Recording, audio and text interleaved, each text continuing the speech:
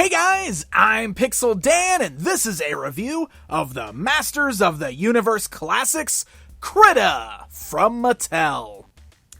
Continuing right along with the 2016 Collector's Choice line comes a character straight out of the New Adventures of He-Man cartoon series that has never received an action figure before now. She was sort of like the character that took Evil Lynn's place in that cartoon, and has been one that fans have wanted to see in toy form for quite some time. So let's check out her very first figure. As you can see, she comes in that standard Masters of the Universe Classics blister card packaging, featuring a Space Mutant sticker right there on the front of the blister bubble. And flipping that box around to the backside just shows off some of the other New Adventures figures that have been released in this line. Like we've seen on all the other figures this year, there is no bio on this one. So let's go ahead and pull Crita outside of the packaging and take a closer look at her. She's a really cool looking character. I mean, she totally has like that 80s glam rock thing going on.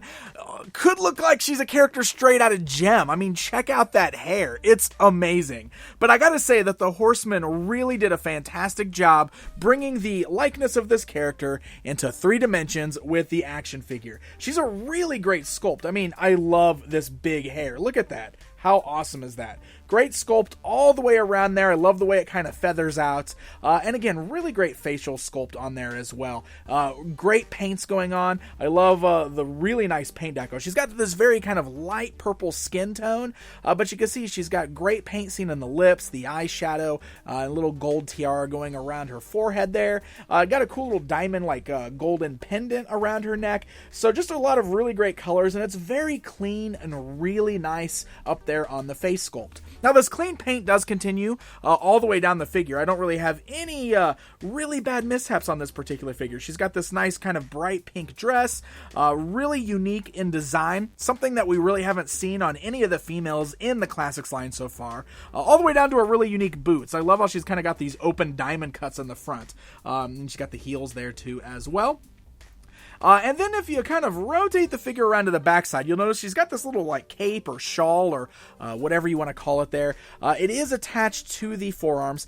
This is the only place I have like a big paint smudge. I'm not sure. We got like some gold paint kind of rubbed across the back there. So probably just a mishap on mine. Otherwise, there is some really nice shading in there. You can see, just like we've seen with a lot of the capes in this line, there's a bit of a variance in the shade seen in the blue. It's really nicely done. And the cape is of a very soft plastic material, like we've seen on the other capes in this line, but it is worth noting that this is permanently attached to the back of her arms. This cannot be removed, and this is going to pose some problems with posing this figure. So let's go ahead and talk about the articulation.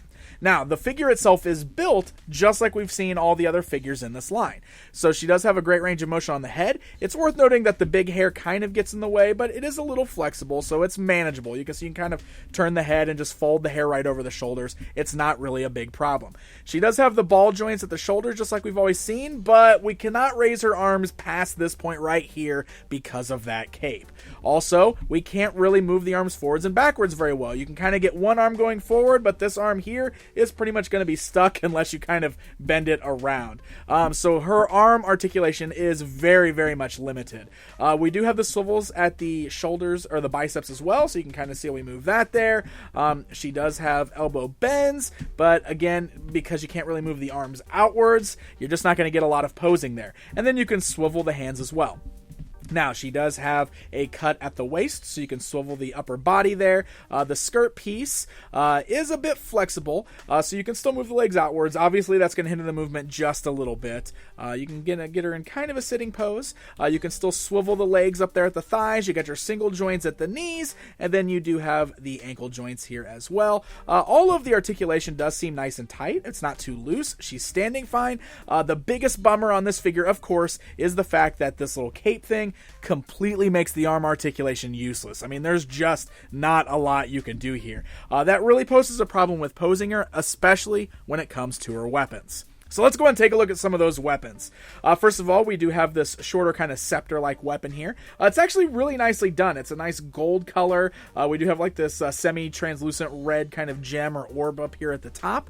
And we can pose that in her hands. She does hold it better with the left hand. She's got a bit of a tighter grip in this hand. The right hand is very loose, at least on my figure. So you can see it's real kind of wobbly in that hand there. But again, with that cape, there's not a lot of poses you can get with this. You can kind of mess around with it and try to get some good poses, but there's not a lot of stances you can get her holding on to this. It's not so bad with that. It's a lot worse with her whip weapon here. So you can see this is kind of like a stretched out version of it that acts as a whip. It is molded this way.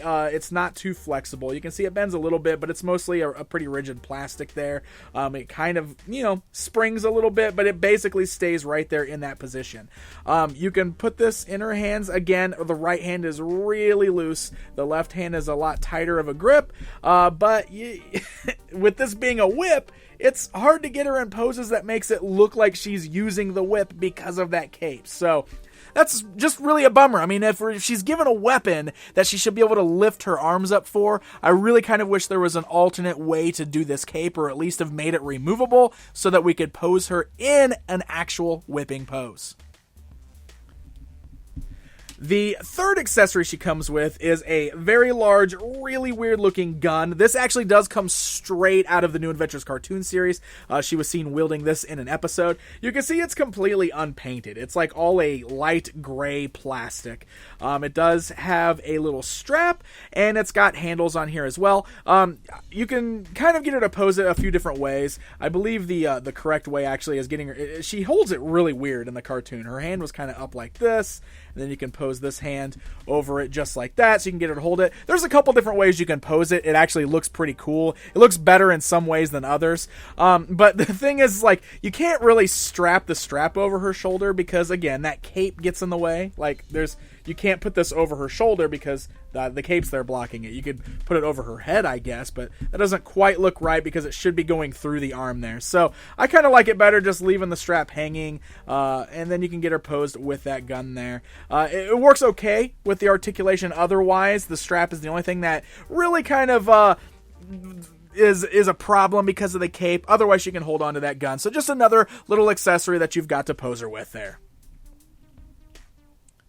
So there you go, my friends. There is a look at Crita from the New Adventures of He-Man. Now, I will say, she is a great-looking figure. I really liked the design of this character in the cartoon series. She's definitely one of those characters who was only in that show that I've always wanted to see a toy of. So I like that. And I think the sculpt is great, and the paint is really nice on this one. So she's definitely going to display very well. However, that's really all you're going to be able to do with her. Display her. Because of the lack of arm articulation with that cape, don't expect to get a lot of crazy dynamic poses with her, and of course you're not really going to be able to play with her. So she's definitely more of a collectible piece, I'd say. She does look great when you pose her with the rest of the New Adventures of He-Man characters, and I'm always glad to see that particular roster continue to grow on the collection shelf. So, the Crita here was part of the Collector's Choice Club Eternia subscription and was available on Matty Collector in July. So, happy hunting, my friends! And hey guys, if you enjoyed this video, why not hit that like button and be sure to subscribe so you never miss out on one of my toy reviews. Until next time, my friends. Next time, my friend.